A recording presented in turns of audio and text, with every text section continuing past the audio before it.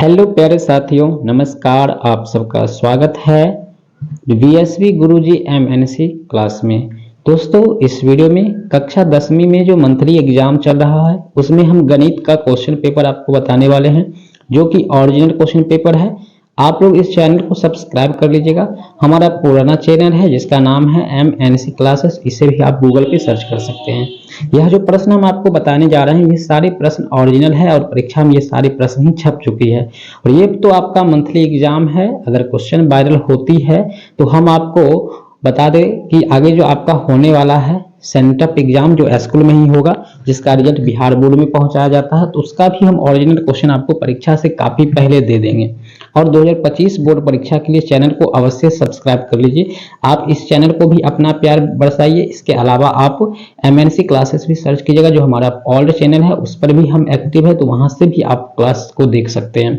चलिए हम एक एक ऑब्जेक्टिव क्वेश्चन को जान लेते हैं, जो कि परीक्षा में आपके एग्जाम में बिल्कुल रूप से पूछा गया है। इसमें आपको क्या करना है, प्रश्न 25 प्रश्नों का उत्तर आपको देना है, जो कि 1 अंक का होगा। तो पहला जो ऑब्जेक्टिव प्रश्न आपसे पूछा गया है, यदि दो संख्याओं का योग और अंतर क्रमशः 14 और 4 है तो बड़ी संख्या क्या होगा आपका। ठीक है, देखिए दो संख्याओं का योग और अंतर है। अगर ऐसे में आपको अंतर और योग दोनों दिया हो, अंतर मतलब घटाव होता है और योग का मतलब जो होता है वो आपका हो जाता है जोड़। तो मान लीजिए कि एक संख्या हम लोग x ले लेते हैं, दूसरा संख्या को y मानते हैं। इस दोनों का योग हो गया आपका 14 और दोनों का अंतर मतलब हो जाता है घटाव। ठीक है, अंतर है ना, अंतर कितना है आपका 4 है दिया हुआ, तो x माइनस y बराबर 4 हो गया। ये अंतर हो गया और ये जो है आपका योग हो गया। अब हम लोग क्या करेंगे, किसी एक समीकरण से पहले x या फिर y का वैल्यू निकाल लेंगे। ठीक है, तो चलिए हम लोग क्या कर लेते हैं, मान लीजिए कि हम लोग समीकरण 1 मान लीजिए इसको और इसको समीकरण 2 मान लेते हैं। ठीक है, इस तरह से आप इस चीज को समझ गए होंगे। अब हम क्या कर रहे हैं, यहाँ पर इस चीज को देख लीजिए। अब मान लीजिए समीकरण 1 या 2 हम किसी से भी बना सकते हैं। ठीक है, तो x प्लस वाई, एक समीकरण 1 से बनाते 14 है। अब x इधर रहने देंगे, y का मान को उधर ले जाएंगे हम लोग। ठीक है, तो x माइनस वाई बराबर 4, ये तो आपका दोनों समीकरण हो गया। इसको हम विलोपन विधि से भी बना सकते थे, तो यहाँ पे घटा दिए। अब 2x बराबर हो गया आपका 18, अब x का मान निकल गया आपका 9। ठीक है, यहाँ पर क्या निकल गया, x का मान यहाँ पर जो है निकल जाएगा 9 आ जाएगा। ठीक है, इस चीज को आप समझ गए होंगे। अब x का मान जब 9 निकल गया है, यहाँ पर क्या कहता है आपको, है तो बड़ी संख्या गया। अब छोटी संख्या बड़ी संख्या, अब एगो मान 9 हो गया और एक मान 5 हो गया आपका। ठीक है, तो आपका जो है बड़ी संख्या 9 हो जाएगा, आंसर सी में चला जाएगा। चलिए नेक्स्ट क्वेश्चन की ओर बढ़ेंगे। cos 30 डिग्री का वैल्यू क्या होता है। cos 30 डिग्री का मान आपको बताना है, तो cos 30 डिग्री का मान √3/2 होता है, इसको याद रखना है बी। तीसरा प्रश्न है sin थीटा बराबर cos थीटा, तो थीटा है तो क्या हो जाएगा, sin थीटा बराबर cos थीटा, तो 30 डिग्री, यानी दोनों में से किसका मान जो है सेम है, तो 45 डिग्री में से cos थीटा का मान 1/2 होता है और cos थीटा में भी 1/√2 हो जाता है। ठीक है, 45 में हो जाएगा। ठीक है, चलिए आगे बढ़ेंगे। चौथी प्रश्न है, यदि sin 2a बराबर 2 sin a, तो a बराबर है तो क्या हो जाएगा बराबर। तो इसका क्या रहेगा, देखिए हम आपको बताए थे sin 2a बराबर 2 sin a है। ठीक है, तो अगर हम इधर साइन कर देंगे, साइन इसमें से हम लोग इसको जीरो जीरो दोनों को मान लीजिए कि 2a और यहाँ पर जो है a। ठीक है, और 2, ये 2 क्या है, a से गुना हो चुका है आपका। ठीक है, साइन थीटा है और यहाँ पर 0 इसका मान हो जाता है। ठीक है, तो इस तरह से हम लोग क्या कर लेंगे, यहाँ पर जीरो को 0 से गुना कर देंगे तो आपके सामने जो है 0 आ जाएगा और आंसर जो है आपके यहाँ 0 में चला जाएगा, ऑप्शन नंबर ए में चला जाएगा। अब जो है 5वां नंबर प्रश्न है, बिंदु 3, 4 तथा 0, 4 के बीच की दूरी कितनी होगी। तो सिंपल है कि यहाँ पर 3 में 0 जोड़ के स्क्वायर करेंगे तो 3 9 और 4 में 0 घटाएंगे तो 4 चौक 16, 16 9 25 हो जाएगा। यहाँ पे 5 आंसर आपका निकल जाएगा, जो कि ऑप्शन सी अर्थात सी में चला जाता है। सबसे पहले प्रश्न को समझिए। ठीक है, यहाँ पर क्या होता है, x2 माइनस x1। ठीक है, तो 3 में से 0 को घटा लीजिए, 3 का स्क्वायर और 4 है तो 4 का स्क्वायर कर दिए, जोड़ दीजिए, 3 3 9 हो जाएगा, 4 चौक 16 हो जाएगा। तो इसका आंसर हमने पहले ही आपको बता चुके हैं। खैर यहाँ पे सॉल्व कर देते हैं हम लोग, तो 16 9 25 हो गया और इसका आंसर निकल के 5 आ गया, ऑप्शन नंबर सी में चला जाएगा। चलिए आगे बढ़ते हैं। 6 नंबर प्रश्न आपका है, मूल बिंदु से बिंदु 21 20 की दूरी कितनी होगी। मूल बिंदु का निर्देशांक कितना होता है दोस्तों, तो मूल बिंदु का जो निर्देशांक होता है वो होता है आपका 0 0 होता है। ठीक है, और 0 0 और 21 20 का, तो यहाँ पर 21 का स्क्वायर और 20 का स्क्वायर करके जोड़ लेना है। ठीक है, आपको x square plus b square कर लेना है, तो 21 का स्क्वायर और 22 का स्क्वायर, सॉरी यहाँ पे 21 का स्क्वायर और 20 का स्क्वायर करना है। तो 21 का स्क्वायर हो जाएगा वो आपका कितना है 400, 41 हो जाएगा और 20 का 400 हो जाएगा। और इस दोनों को जब ऐड कर देते हैं तो 851 हो जाता है, जो कि किसका 29 का वर्गमूल होता है। तो 29 यूनिट्स आपका आंसर हो जाएगा। 7 नंबर प्रश्न है त्रिभुज एबीसी, त्रिभुज डीईएफ, तो त्रिभुज एबीसी का क्षेत्रफल क्या होगा, त्रिभुज डीईएफ का क्षेत्रफल क्या होगा। ठीक है, तो एबीसी और डीईएफ का क्षेत्रफल आपको निकालना है। देखिए ये पारम्य थ्योरी से प्रश्न है, आपके यहाँ पे छप रहा है। ठीक है, तो थ्योरी से ये सारा प्रश्न आपका आ रहा है। इसका आंसर चला जाएगा सी में, AB स्क्वायर अनुपात DE स्क्वायर हो जाएगा। ठीक है, ये जो है परमेय से है 6, 3 परमेय से है। चलिए आगे बढ़ेंगे। दो समरूप त्रिभुजों की भुजाओं का अनुपात 4:9 है, तो इन त्रिभुजों का क्षेत्रफल का अनुपात क्या होगा। जब क्षेत्रफल का अनुपात पूछा गया तो दोनों का स्क्वायर कर देंगे, 4 × 16 और 9 × 81, आंसर डी की ओर चला जाएगा। चलिए आगे बढ़ लेते हैं। 9 नंबर प्रश्न आपके सामने है, थोड़ा सा साफ नहीं दिख रहा है, क्वालिटी वीडियो को बढ़ा लीजिएगा। कहा जा रहा है त्रिभुज एबीसी और त्रिभुज बीडीई दो समबाहु त्रिभुज इस प्रकार है कि VC का मध्य बिंदु D है, तो ABC का क्षेत्रफल BDE का क्षेत्रफल क्या होगा, दोनों का अनुपात क्या होगा, ये चीज हमसे पूछा गया। ठीक है, दो त्रिभुज है, मान लीजिए कि एक त्रिभुज है ABC है, और ठीक है यहाँ पर मध्य बिंदु को जिसको हम माध्यमिक बोलते हैं या फिर मिडिल बोलते हैं। ठीक है, और यहाँ से जो है इस पर जो है रेखा लंब पड़ जाएगा, A से D तक लंब हो जाएगा। ठीक है, तो दो समबाहु त्रिभुज, समबाहु त्रिभुज यहाँ पर दो बन गया, जब ही लंब देंगे तो दो समद्विबाहु बन जाएगा। और समबाहु त्रिभुज को हम लोग सभी कोण जो है आपस में क्या होता है, इक्वल होता है, सभी एंगल जो है बराबर हो जाता है। तो यहाँ पर हम लोग क्षेत्रफल का अनुपात पूछ रहा है। ठीक है, तो AB स्क्वायर हो जाएगा और बट्टा यहाँ पर हो जाएगा AB स्क्वायर और DC, हाँ AB स्क्वायर और DC हो जाएगा। ठीक है, BDC के लिए हो जाएगा ये चीज। थोड़ा देखिए इसको जो यहाँ पर समझने के लिए थ्योरी को थोड़ा ध्यान में रखना पड़ता है। ठीक है ना, तो यहाँ से BD हो गया ना, एक हो गया AB हो गया आपका, तो BD और BC बट क्या है, ये आधा है इसका। तो इसका जो मिला जुला का आंसर जो हम आपको बताने का प्रयास कर रहे हैं, वो आंसर आपका कहाँ चला जाएगा, आपका 2:1 है, 1 अनुपात इतना है, तो यहाँ पर आंसर आपका चला जाता है किसके पास। देखिए इसको काट देंगे, एक बार में कट जाएगा। ठीक है, तो आपका यहाँ पर 4/1 आ जाता है, 4:1 आ जाएगा आंसर। ठीक है, चलिए इस तरह से आपका आंसर सी की ओर चला जाता है। 10वां प्रश्न है आपके सामने, यदि समकोण त्रिभुज ABC में कोण ABC बराबर 90 डिग्री तो AB स्क्वायर का मान क्या हो जाएगा। ABC 90 है तो AB स्क्वायर का मान क्या हो जाएगा। AB स्क्वायर के बारे में पूछा जाता है, तो आपका यहाँ पर क्या हो जाएगा AC स्क्वायर, AC गुने BC, AC माइनस, देखिए बहुत ही इजी क्वेश्चन है। ठीक है ना, समकोण त्रिभुज ABC में B समकोण है। ठीक है ना, आपका B क्या है, आपका यहाँ पे समकोण है, तो ABC है और AB स्क्वायर आपसे पूछा गया। ठीक है, तो AB स्क्वायर बराबर जो हो जाता है, पहले क्या होता है देखिए AC स्क्वायर बराबर AB square plus BC square होता है, तो यहाँ पर जो है BC स्क्वायर इधर आ जाएगा तो माइनस हो जाएगा, तो AC square minus BC square जब होगा वहां पे, तो आपका आंसर जो है यहाँ पर D की ओर जा रहा है। ठीक है ना, AC स्क्वायर बराबर AB square plus BC square होता है, तो BC स्क्वायर के प्लस में इधर है, इधर आएगा तो माइनस हो जाएगा। ठीक है, इस पर स्क्वायर नहीं पड़ा है, ध्यान दीजिएगा। ठीक है ना, यहाँ पे अब जो है BC स्क्वायर प्लस में है तो इस पार आ जाएगा, तो ये क्या हो जाएगा स्क्वायर हो जाएगा, D आंसर की ओर चला जाएगा। ABC एक समद्विबाहु त्रिभुज है जिसके प्रत्येक भुजा की लंबाई 2a है, तो प्रत्येक से इसकी आधार की लंबाई क्या होगा। ये क्वेश्चन आपको याद रखना होगा, √3a हो जाएगा इसका आंसर। ठीक है, सॉल्व कीजिएगा तो 6.2 का क्वेश्चन लगभग है, √3a/4 4 होता है इस फॉर्मूला, तो इसका 4 होता है। तो आंसर यहाँ पर जो है आपका चला जाता है, कहाँ पर चल जाएगा, पहले a स्क्वायर, तो यहाँ पर 2a दिया होता है, 2a का स्क्वायर कर देंगे, तो आंसर जो है यहाँ पर जो आपका चला जाता है वो B के पास चला जाएगा। ठीक है, देख लेते हैं इसको एक बार सिर्फ सॉल्व करके देख लेते हैं। 3/2 मैंने 2 इतना बटा 2 से 2 खत्म हो गया, √3a आंसर, हाँ B की ओर चला गया आपका आंसर। ठीक है, बिल्कुल B आपका सही आंसर हो जाएगा। चलिए आगे बढ़ते हैं। 12 नंबर प्रश्न है, 12 नंबर प्रश्न को ध्यान से देखिएगा। 27 सेंटीमीटर आयतन वाले घन के किनारे की लंबाई है, कितनी है, 27 सेंटीमीटर आयतन वाले घन के किनारे की लंबाई, सेंटीमीटर क्यूब है आयतन वाले, तो क्या देखिए आयतन वाली घन है तो घन का एक क्यूब होता है, एक क्यूब होता है, यहाँ पर क्यूब चलेगा 3 हो जाएगा आंसर, सिंपल इसका 3 सेंटीमीटर हो जाएगा। ठीक है, एक घन की प्रत्येक किनारा 5 मीटर है, तो इसका कुल पृष्ठीय क्षेत्रफल क्या होगा। घन का किनारा 5 है तो इसका कुल पृष्ठ 6 भुजा क्यों होता है, 6 भुजा स्क्वायर होता है, 6a स्क्वायर होता है, तो 6 गुने 3 का स्क्वायर कर देंगे 9, 9 6 54 हो जाएगा, 54, सॉरी यहाँ पे, हाँ 15 6 का 100, रुकिए 6a स्क्वायर है, तो a यहाँ पे 5 है, 5 25 25 6 के 150 आंसर हो जाएगा। ठीक है ना, चलिए हम 3 यहाँ पर रख लिए थे एक जगह पर, इसलिए गलती हो रहा था। 150 सेंटीमीटर की हो जाएगा यहाँ पर, ठीक है, ध्यान रखिएगा। देखिए हम बोल कुछ रहे हैं, लिख कुछ रहे हैं, तो आप लोग घबराइएगा नहीं, लिख रहे हैं प्रूफ करने के लिए, बाकी आंसर जो है खड़ाकर यहाँ पे मारकर आगे बढ़ते हैं। गूगल पे सर्च कीजिएगा आप लोग MNC क्लासेस, तो वहाँ पे आपको टॉपर्स नोट्स मिल जाएगा और डेली ऑनलाइन टेस्ट भी लगा सकते हैं। यदि घन का आयतन 2744 सेंटीमीटर क्यूब है तो इसका पृष्ठीय क्षेत्रफल क्या होगा। देखिए घन का आयतन तो एक क्यू होता है, इतना है, क्यू है तो इसको 3 भाग में बांट देंगे, ठीक है ना।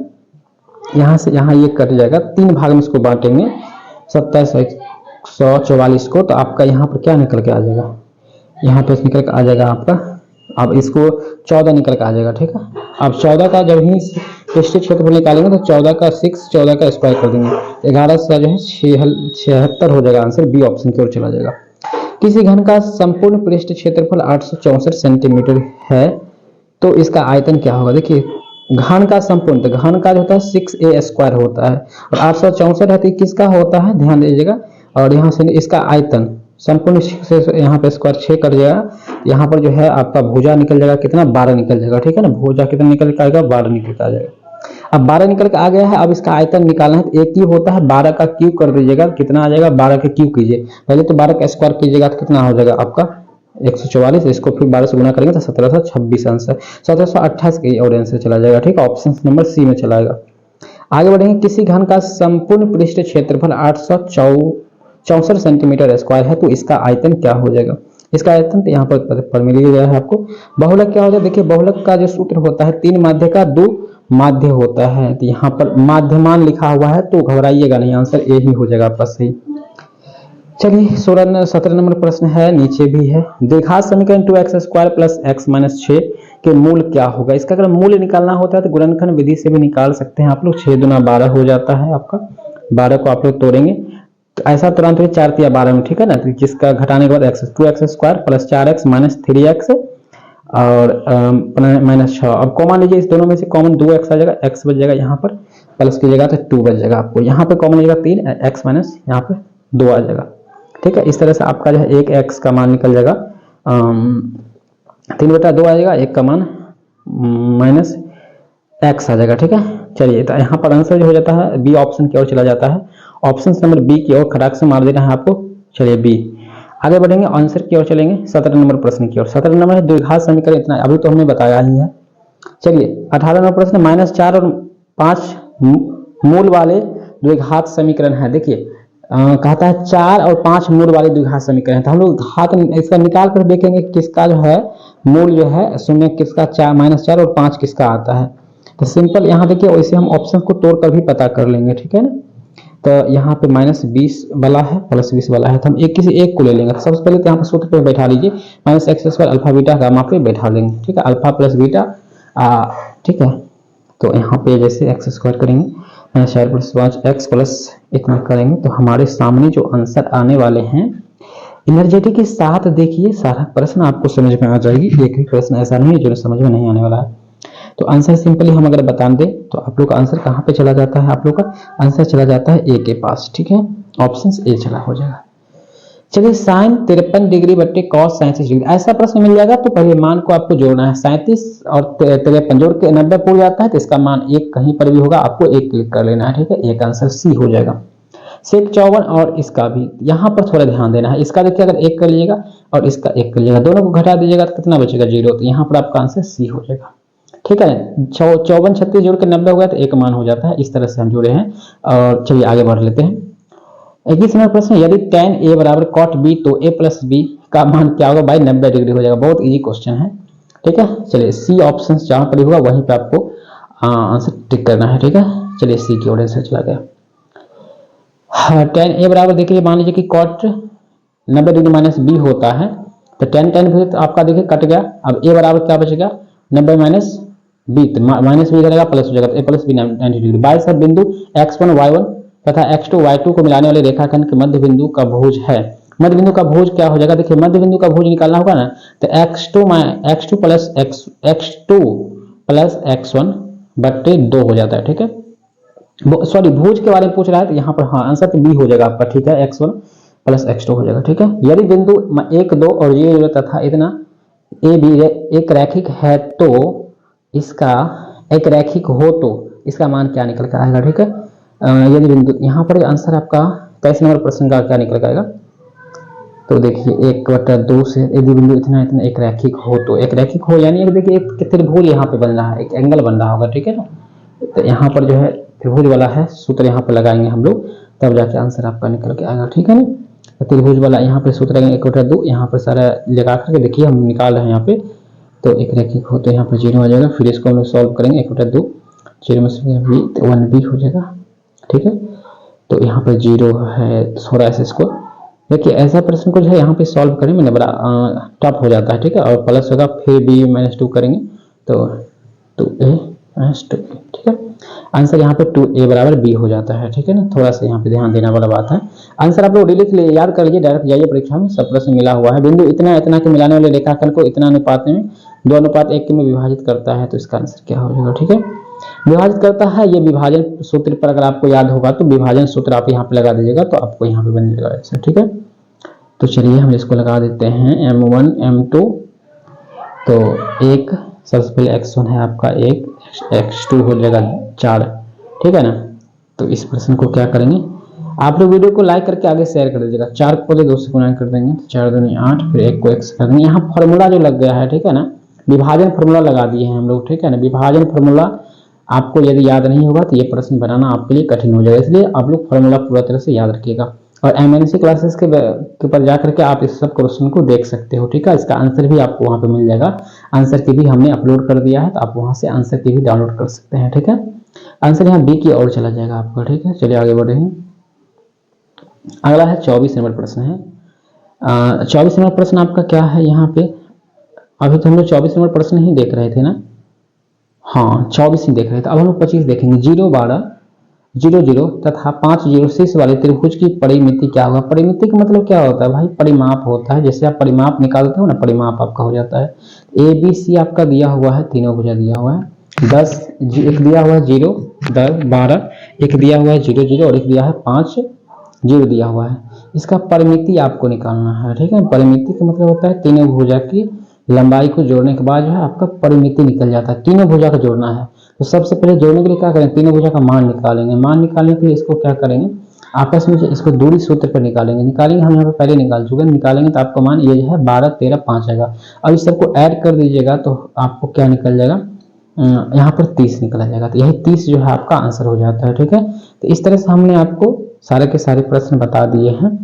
अब जो है कुछ प्रश्न ऐसा है जो आपको यहाँ पर दिया गया है, हालांकि 25 का ही आंसर आपको बोला गया था, शुरू में ही देख लिए थे। किसी त्रिभुज के कोण का समद्विभाजक यदि विपरीत भुजा को समद्विभाजित करती है तो वह त्रिभुज कौन सी हो जाएगी, वह समबाहु त्रिभुज समद्विबाहु हो जाएगा, यानी वो जो है आपका समकोण है। किसी चतुर्भुज के आसन भुजाओं का मध्य बिंदु को मिलाने वाले रेखाखंडों से निर्मित चतुर्भुज कहलाती है, वो समांतर चतुर्भुज आपका कहलाती है, यानी आमने सामने की भुजाएं बराबर होती है। इस तरह से 26 है, किसी त्रिभुज के कोण ये तो हो गया। 27 किसी हो गया। 28 प्रश्न कुछ इस तरह का है आपका यहाँ पे, तो 28 है, यदि त्रिभुज ABC समरूप त्रिभुज PQR है तो CA/RP बराबर 2/3, तो एरिया ऑफ PQR बटे एरिया ऑफ ABC है ना, यही बात ना है। तीनों का स्क्वायर कर देंगे, 2 का स्क्वायर 4 होगा, 3 का 9 हो गया। सिंपल है, इसका आप निकाल सकते हैं 9 और 4/9 हो जाएगा। आंसर C की ओर जा रहा है। ठीक है ना, आंसर जो है C की ओर आपका चला जा रहा है।